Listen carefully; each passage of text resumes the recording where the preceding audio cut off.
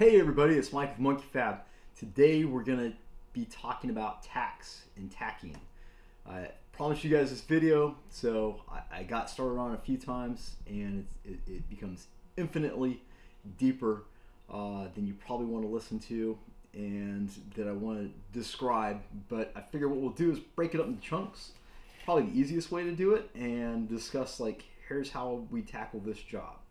And show you some like visuals, just with the torch and the parts, and then we'll go ahead and get some art shots of actually doing it, and hopefully in your mind that'll be able to process and be like, oh, okay, yeah, that makes sense. So so quick story on tacking, if you'll all indulge me, because I think everybody's done this. You want to learn how to tack, so you go back and you learn. You go back and watch Jody's videos. I think he had 2 of them of him doing tack welding. He has this crazy style where he just like laser zaps joints and they just instantly fuse, and he's really good at that. So if you were like me, you went and watched that video. I think that was one of him zapping together an aluminum toolbox, and what you took away from the story was that you just turn the amps up, double what you need, smash the foot pedal, and it's going to magically pop the metal together. So you went and you did that, and you probably had pieces of metal that weren't even really flat planes, and they're just kind of jagged, and you put them together and did that and smashed it, and you blew holes in everything you got close to, because that's what I did. And I think if you actually watch the videos that Jody put out, he's very specific in what thicknesses of metal you can do, what the fit up has to be, and we tend to omit what we don't like to hear. So it's a great technique, and it definitely works, for the thicknesses and the fit ups that he says. And but what I've come to realize is that tacking, everything is very specific to the part that you're tacking, the thicknesses you're tacking, the metal that you're tacking. So with that in mind, that's the breakdown. We're going to go from doing thin tube. We'll do some aluminum thin, like 16 gauge, some 1/8, and we'll do some like tube to like flange, like a 1/2 inch steel to 16 gauge, and whatever else we could think of in the meantime. And if there was something I missed, then you can just maybe hopefully drop a respectful comment below saying that you like this or that addressed, and we'll see what we can do. So yeah, here we go. Go. So first up on our list of to-do stuff, and I'm sure this is all, car builder, turbo builder, guy at home, exhaust builder focused, because that's what I do. It's what I'm good at. I'm certainly not going to tell you how to weld sanitary tubing for a dairy. I have no idea. So use this advice at your own risk. So first up is thin wall stainless tubing. This is pretty common stuff. If you're going to be building a turbo kit, this is going to be the V8 guys use this stuff for both their hot side and the exhaust side of the turbo kits. The only difference being, usually the hot sides will be 2 1/4, 2 1/2 inch stuff, while the exhaust sides can be 3 to 5 inches going out the turbo and fender, hood, back of the car, however you want to run it. But this always, this is like the basics. This is your stepping stones, is how to get this stuff together. So the answer is just like, if you guys have ever done like paint work, painted a car before, that 99% of how that job's going to turn out is all what you did before you even start spraying the paint. And it's the same thing with welding tubes and tacking tubes. It's all about the fit up and the prep. What I'll do is I'm lucky. I have a bandsaw, and that makes nice straight cuts. So I'm able to use my bandsaw to cut everything that I need. And then I have a flat belt sander so I can go over there and actually just make sure that I'm touching them off, and I make sure that I have a nice flat, there's a single plane, so when I join my tubes together, they're absolutely positively 100% flat and touching all the way around. That's ideal. That's what you want with the 16 gauge tube. If you can get that, then you're already winning. It's all deburred, so once I hit it with my belt sander, I'll take a die grinder, I clean the inside of them up, I clean the outside of them up. I may put just a little bit of bevel on the outside, so when they touch up together, there's a bit of a V. It's good practice. Not necessary with 16 gauge. Necessary with 16 gauge tube. A lot of the heavier wall guys are like Schedule 10 pipe will do that, which it is necessary.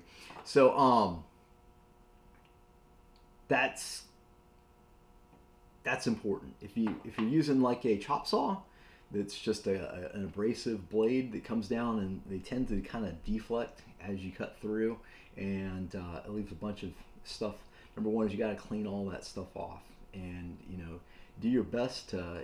A lot of times when all I had was a chop saw, is I'd turn the chop saw on and I kind of use it to work like a sanding disc and kind of spin the tubes around. It would help to flatten them out a little bit dangerous. You just got to pay attention to your blade, that you're not wearing it out as you're doing that, but you got to do what you can, try to get them as flat as possible.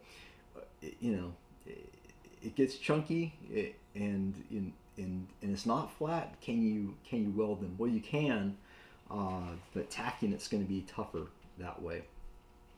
So if it's not a perfect fit, what I will do is I'll try to find where it does touch. You have to have metal touching if you're going to tack, especially without filler. I mean, obviously, if there's nothing touching, you can't weld the air. So once you get there, I think the next thing I want to do is talk about my torch setup. So for my settings on my machine, I'll generally weld. I like to set my machine at about like 65-ish maybe for stainless. It just kind of fluctuates with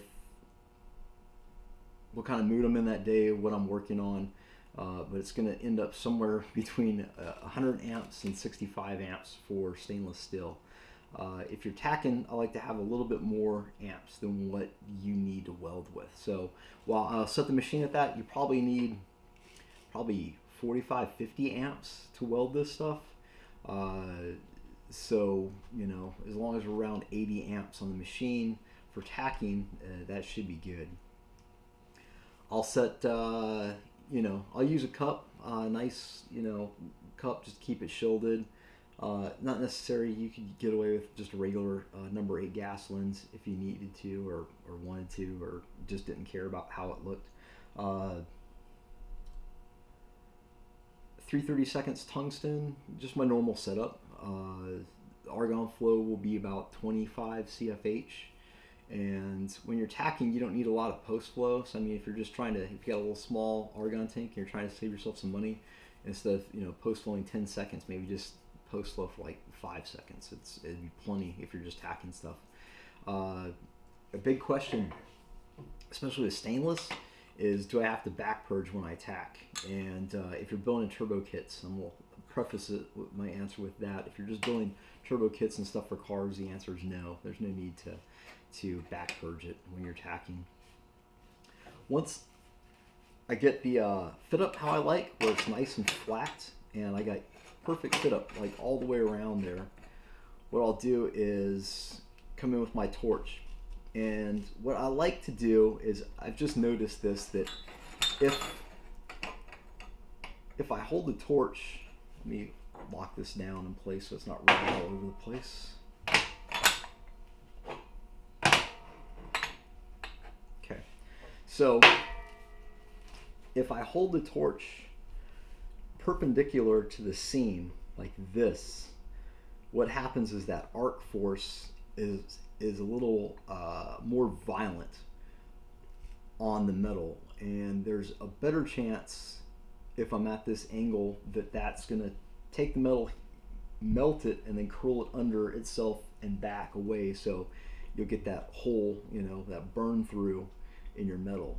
What I like to do is always try to hit a 45-degree angle. It's just what I found works best. It kind of deflects the arc force, and it also uses that arc force to kind of smear the metal into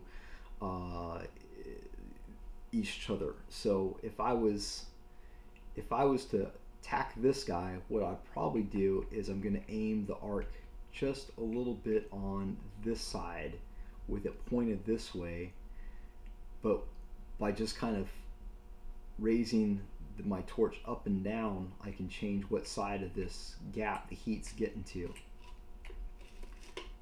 When I do tack, what I'll do is I want the arc to pop off my tungsten, you know, fairly crisp.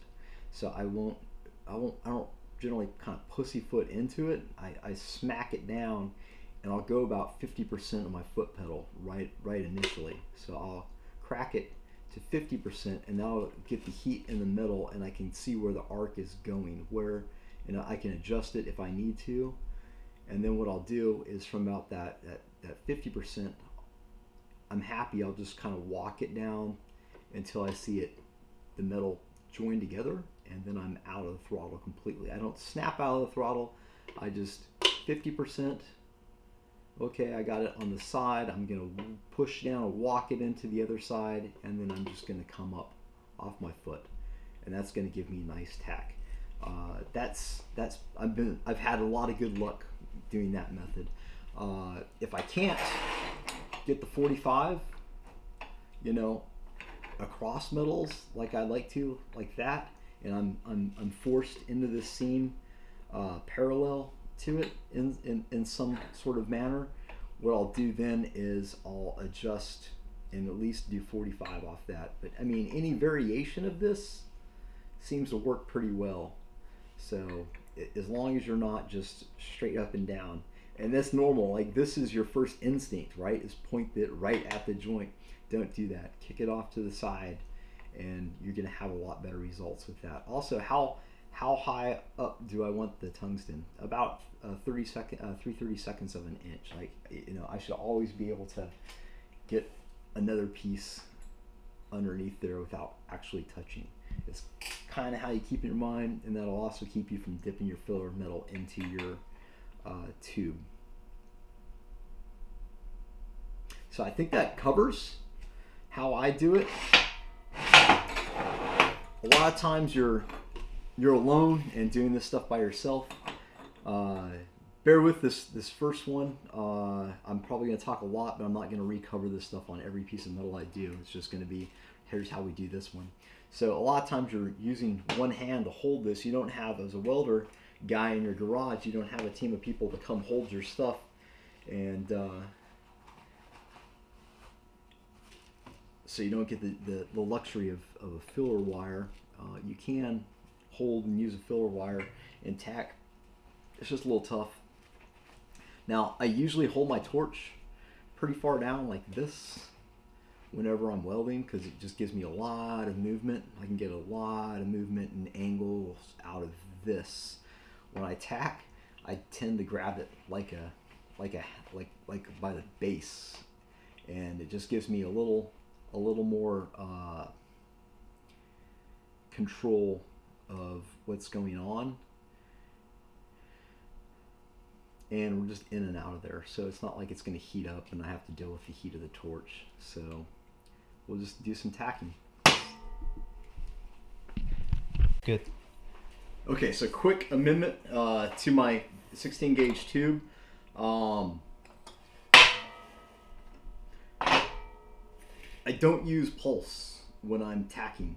I just don't use pulse when tacking. I like to have complete heat input, as sensitive to my foot as possible, and I don't want to deal with the pulsing going on at all. So it's always just straight amps when I'm doing that, and generally I weld on just straight amps and don't use a lot of pulse anyway, but just so you know, in case you're wondering.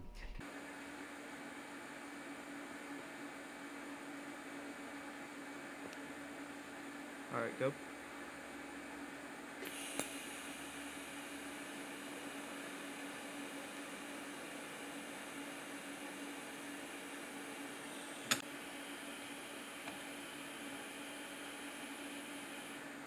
Good.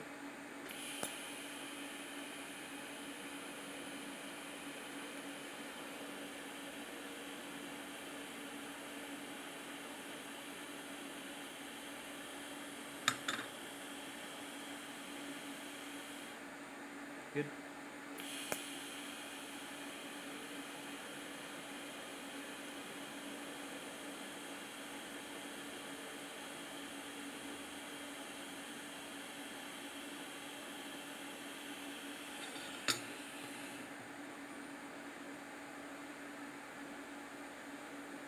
Alright.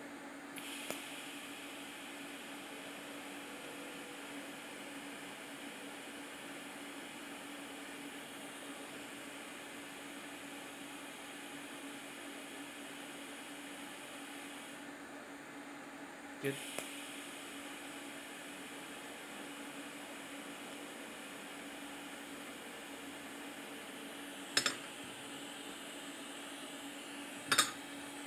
Moving on to half inch, 16 gauge to half inch, right?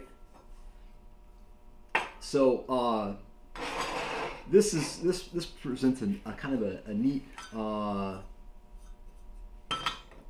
conundrum, I guess. But we got half inch stainless steel, and we got 16 gauge tubing. So, I mean, what do you guys think? How do you think we're going to attack this? What I'll generally do is I'll set the machine up for whatever I'd weld at, and I weld this guy at 115 amps, just straight current.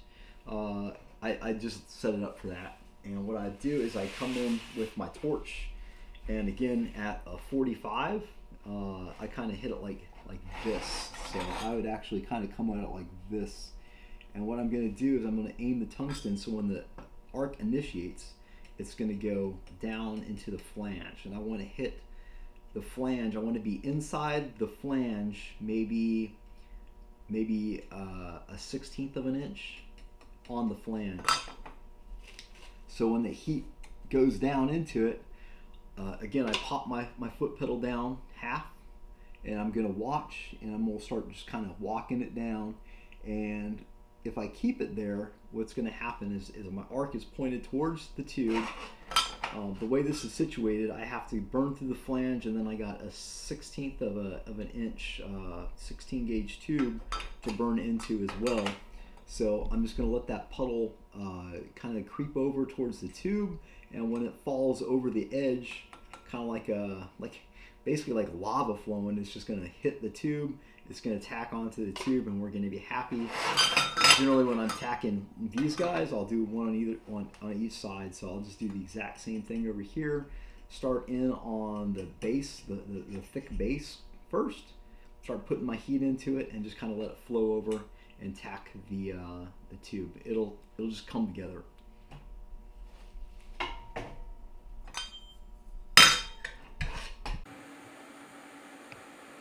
Okay, give me 1 second. Alright, go for it. I'm gonna give you just a snap. You good? Yep. Okay.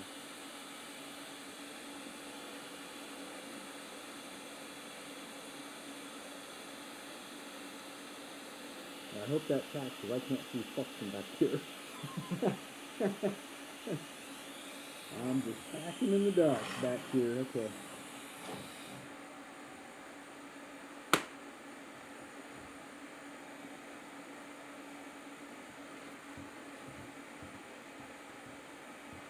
Yep, I'm all good. You just go. What's that? I said I'm all good. Okay.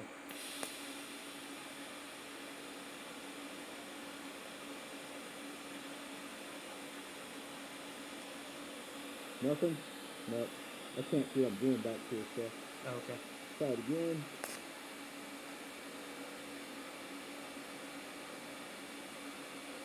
There we go.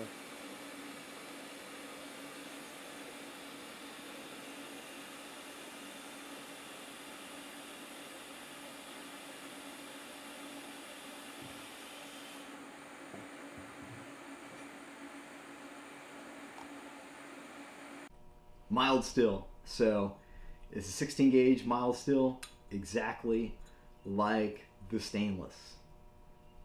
And that's it. Yep.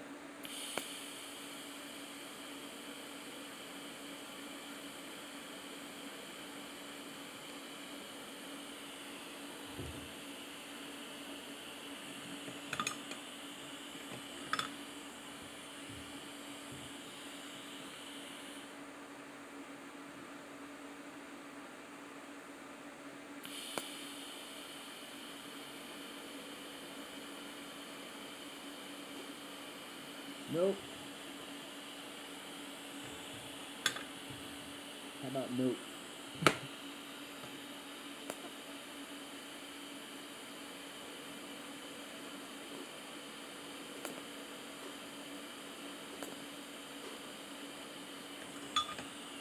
Not fucking tacking, man.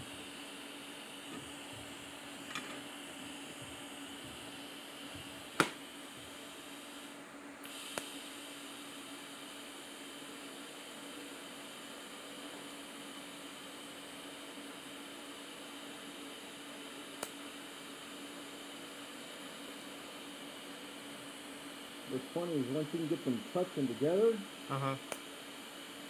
it'll almost kind of like pull itself together.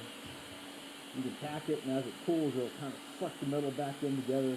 Yeah. Even though it doesn't want to party like the other side. Uh-huh.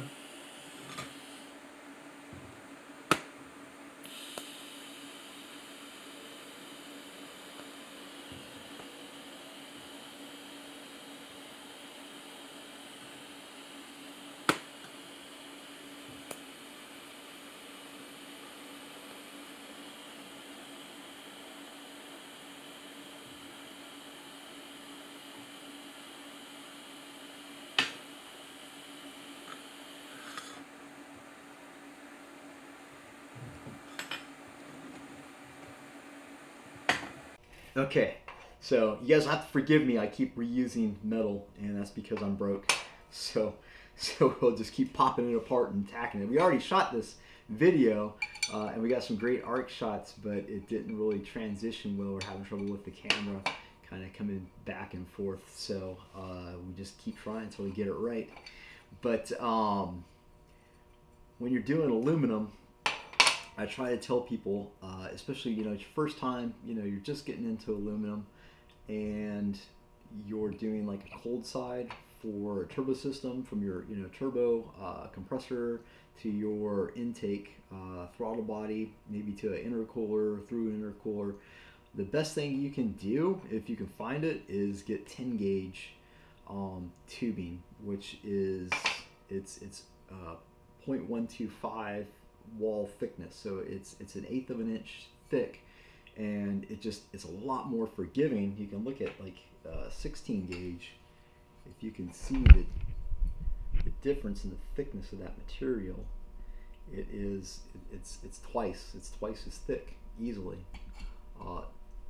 which just gives you a little more forgiving. So everything, all the same stuff applies. You have to have perfect fit up, especially on aluminum. Aluminum is going to be quick to take a hike in the opposite direction if it's not already touching. So take the time to do your prep work, get it nice and flat, and yeah, if you can't, again, you still have to tack it where it's touching. If you're trying not to use filler. So I got some gaps in this thing, and that's fine. I can weld a pretty good gap on aluminum, feeding some 3/32 rod, but to get it to tack, it's got to be touching. So what I'll do with the aluminum is I'll set up my machine. We'll go somewhere between 65 and 75 AC balance, just depending on how the metal wants to weld and what the conditions of the day are. The hertz, somewhere between 60 and 150, doesn't really matter, the hertz. I'll use number 5 collet or number 5 gas lens. That doesn't really matter. Use your 2% lanthanated 3/32 tungsten, and then The only thing that really differs all that much on aluminum is that aluminum does not. This is just like all my experience. So you know, if I'm crazy and it doesn't do it for you, then that's cool. I totally get that. This is just stuff that I've noticed. Aluminum doesn't like to be welded cold, so that initial tack can sometimes be painful because the metal is cold. And what I'll do is I'll set the machine up. This will be 150 amps for 1/8 inch, and I'll do the same thing I told you guys that I do with the steel. I'll crack my throttle down. I'm probably about like, I'm not going to go as far. I'm only going to go maybe about 25 to 35% is kind of what I'm saying in my mind. But I just want to initiate the arc, and when I do, what's going to happen is that AC is going to kind of dance all over this area, and I'm going to watch. It's going to kind of frost up, and it kind of does this like you know, crazy frosty look. I don't know how better to explain it than that. I'll just do that. I'm just gonna kind of walk it around here for maybe like 2 or 3 seconds, and I'm just letting the metal get heat into it. Then once I've done that for a couple seconds, then I'm gonna start walking my pedal down, and I'm just watching. And what you'll see happen is you'll start to see little tiny puddles pop up on the aluminum, almost like sweat beads. And that's what I want to see. Once I see those beads kind of come in, then I'm just going to walk the pedal all the rest of the way down till the metal touches, and then I'm going to come back out of it at a relatively slowly click. So like 25, maybe 35%, kind of heat up, heat up, heat up, and then I'm going to start walking it down until I see the little sweats kind of appear on either side. I'm going to kind of walk it back and forth so I'm getting equal on both sides, and then just walk it all the rest of the way down until the two metals join and kind of come back up off my foot, and that's going to get me what I want. That's the initial tack. Now that will depend on the size, you know, the mass of the aluminum you have. That should get some heat into it. Next time I'm not going to have to fiddle around with that like 2 seconds of heating it up. I'm just going to give it that like 25, 35%, and then slowly walk it down until I kind of see those little beads coming up on either side, and then just walk it the rest of the way down until the metal kind of flows together, and then get back out, and that'll be how you tack this stuff. Pretty forgiving because of that 1/8 inch.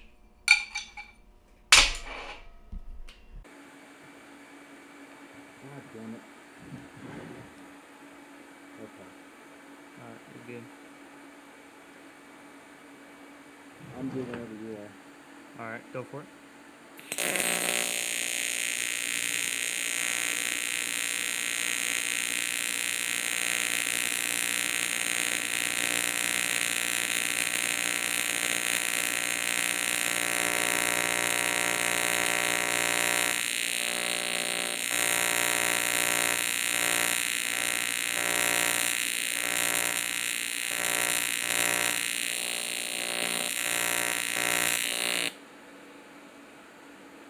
I see what you mean when it jumps around, Yeah. because that was... Nothing. Yep.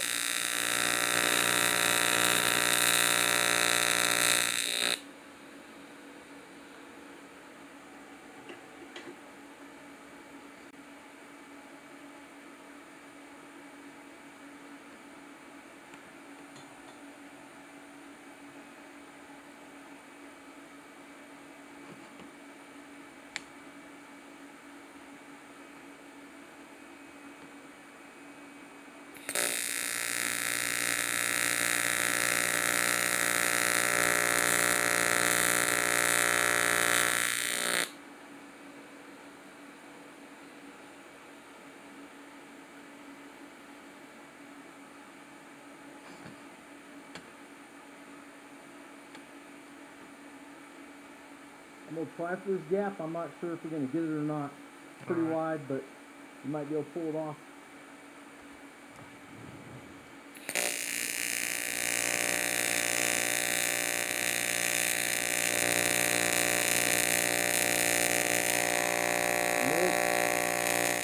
got nothing.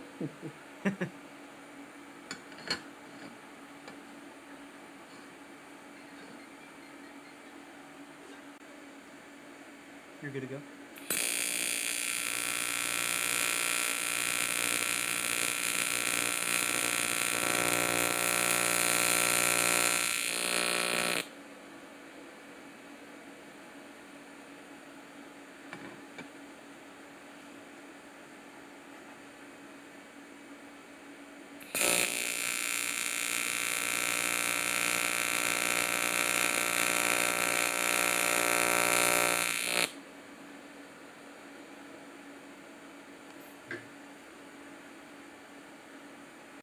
All right, aluminum plate. This is 5052 1/8 inch, and I always tell you guys, use this for fabricating in aluminum because it's just really easy to work with. It is, oddly enough, just like the tube, the pipe. It's basically the same thing, depending on how you're going to tack it. But you just need to get good fit up. Like you see, this would be a good corner joint. If I was going to tack that, I like that little V in between the two, and I'd use the exact same method that I told you guys that I use on the pipe. So I'll step here, if it was cold, I'll crack it about 25-35% and just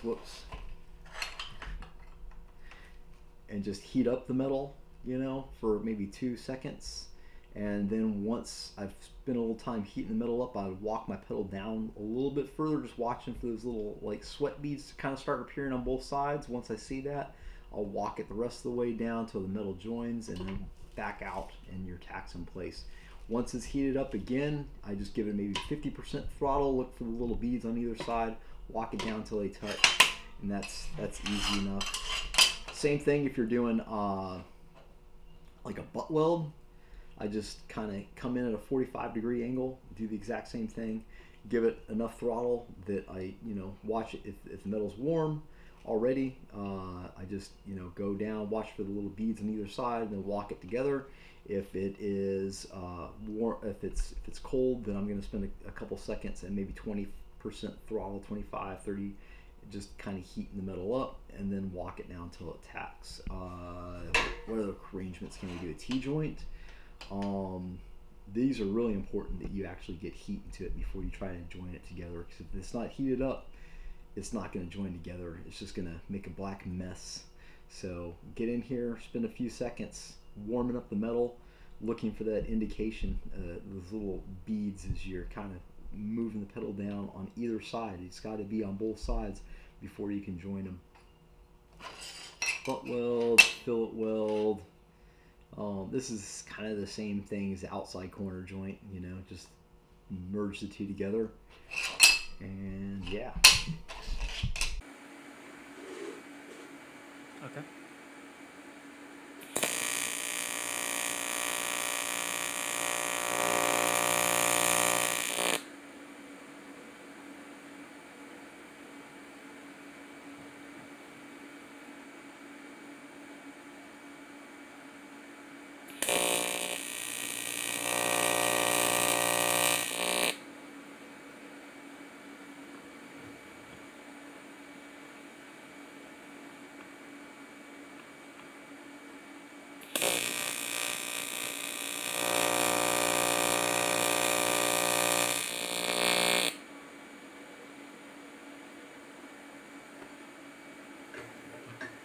Good. All right, so this is everybody's nemesis, and I always get text messages asking me, Mike, how do I tack weld aluminum? And the answer is very carefully. So fit up's important. Like this is, can you see that big gap? Okay, this is not ideal. Ideal would be, I've already kind of cut apart this guy, and it's not going to let me. It's all boogered up from where I tacked it. So yeah, no, we're not getting there. So like our stainless tubing, we want that perfectly flat landing, so we're touching all the way around. That's really important to have on 16 gauge tube. One cool trick I did see, Aaron at 6061 YouTube, he has a YouTube page, 6061, and he's been making like cool car parts for forever, kind of a legend. But I saw you're watching one of his videos, and I knew he was gonna have to tack something that was kind of wonky, and he's by himself and he's one-handed. And what he did was he just took a piece and just went in there with some filler and just put a dot on it. Like, he's got that kind of control where he can hit an edge on something like 16 gauge aluminum and put like a dot of filler. And then what he did is he just kind of held the two together with the dot sticking out. So let's pretend for a second that this is my dot. He just kind of pushed them together so that dot was kind of poking on it. And then he just melted the dot into two, kind of like he had a filler there that wasn't really there. And I thought that was a neat way of tacking stuff that I have to definitely practice. But what I do is I get that nice fit up, and I'll do the same thing. So it's going to be just like I told you that I would do for the 1/8, where I just kind of crack it, get some heat in the middle, and then kind of walk the pedal down until I see the beads on either side, and then just wait till they join. I'll do that with this stuff too. I just have a lot less amps, so it'll probably be at like, I probably do this at maybe 100 amps. And again, that angle of the torch is going to be very important. Now, can you hand me a piece of filler? Now what I'll do sometimes is I'll just try to anticipate that, like, hey, stuff's going to go badly, so how can I pre-post some filler in the area? So like, this isn't going to work, but what I could do, maybe, it just depends on what joint you're doing and how you're trying to tack it together, but sometimes you just got to figure stuff out.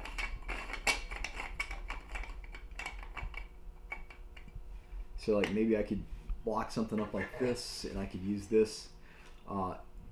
Whenever I'm tacking 16 gauge aluminum tube, I'll always generally have a piece of filler in my hand, just like as a oh shit measure. So just for whatever reason, if that metal starts, going, one goes north and the other one goes south, I can just poke it with a little bit of filler, and that'll, fix the problem. And yeah, so it's tough. It's tough here with one hand trying to tack something, but you can get it if you really try. You can have something ready. One thing you want to keep in mind when you're tacking aluminum is that you can't get the filler in there too. It's kind of a twofold problem. One is I can't camp out with the filler right next to the arc, because it's just going to melt and start drooping away. So I got to keep it out of the way of the arc. But when I get ready to get it in there, once I start seeing those little sweat beads, and I know that, like, hey, I'm going to start walking that pedal down and getting this thing to puddle, because once you start seeing those little sweat beads, and like, okay, we're close now, then you need to bring your filler in and be able to get a good little amount in there and get the hell out, or else you'll end up with a big, burnt looking piece of aluminum or even black boogers and whatnot. So I think that is all the stuff I want to cover on tacking. Couple things I need to include in this video is be sure you clean both the front and the back. Anything that's on the back side, a lot of these mandrel bins will have grease and stuff put in them to make the bins, so be sure that stuff gets all cleaned out. Anything that pull hits, it's going to tend to float to the top, and whatever ends up on the top is what you're going to see. And if there's crap on the back, you're going to see it on the top if you don't get it done. Another thing you'll see is when I do these tacks, you'll see here I get ready to light up. Once I kind of walk it down into the point where they're joining, I'll kind of smear it a little bit, like move the angle maybe like, a 1/16, an 1/8 of an inch.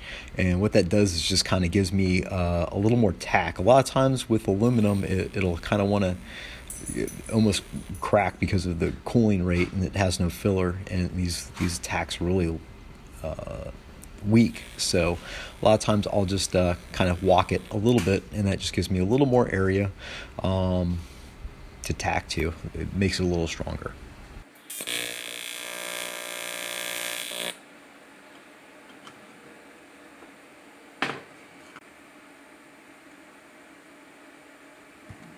Give me 1 second. Okay.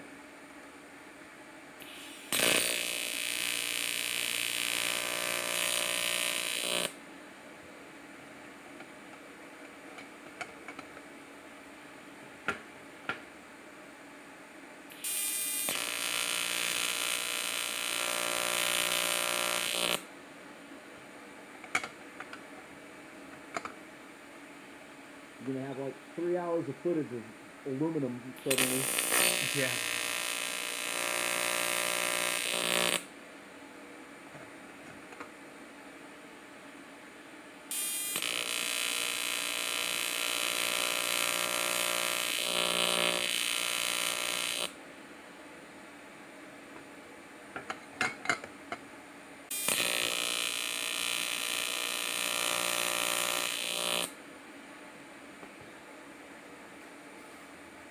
Cool, man. Thanks for dropping in and checking out the video. I hope you enjoyed it. I'm going to leave you guys with a few pictures of my latest product, my V-band reducers. I got these in 3" to 2.5, and 3" to 2.25, and 4" to 3". Mostly in stainless steel, but I do have the 3 to 2.5 in mild steel. So you can go check those out on my website. And also that cup that I was using in the video, the GLS Fab cup, is made of Teflon. If you drop it, it doesn't break. It's a great cup. I've been using the same one for over a year for $40. It's a heck of a deal. You can drop over my website, Monkey Fab Garage, and check both those out. But what I would like to say is I hope this helped you. I could have edited the parts with me blowing holes in the metal out. That would have been easy enough to do, but I just wanted to show that happens. It's real life, and you could see the gap in there before it blew out, and you kind of know, like, oh, I don't think he's going to get this one. And I was kind of doubtful myself, but I like to just show that that way you get to see there's no shortcuts in good fabrication. That you got to put in the work and get that good fit up together, and that's going to make your life a lot easier. So again, I hope you enjoyed the video. I hope you learned something. Thanks. I appreciate your time. And this is Mike with Monkey Fab, out.